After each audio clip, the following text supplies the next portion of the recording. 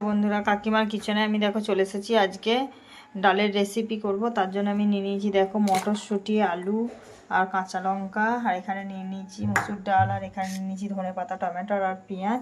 এবার কড়াইয়ে তেল দিয়ে দিয়েছি।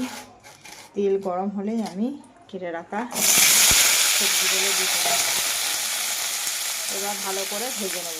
দেখো সবজিগুলো ভালোভাবে ভাজা হয়ে গেছে।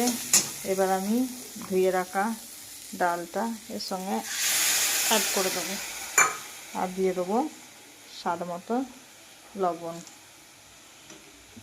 এবার আমি জলে অ্যাড করে এটা ঢাকা দিয়ে দেবো। এখানে দেখো আমার ডালটা পুরো সেদ্ধ হয়ে গেছে। এবার আমি একে নামিয়ে নেব, নিয়ে ফোড়ন দেব। কড়াইয়ে তেল দিয়ে দিচ্ছি 5 ফোড়ন আর লঙ্কা, একটা গোটা লঙ্কা আর 5 ফোড়ন। এবার দিয়ে দিচ্ছি কেটে রাখা পেঁয়াজ, আর দিয়ে দিচ্ছি কেটে রাখা টমেটো। এবার ভালোভাবে ভেজে এবার আমি 1 চামচ হলুদ ডালটাতে অ্যাড করে দিলাম। আর এটা দেখো ভাজা হয়ে গেছে। এবার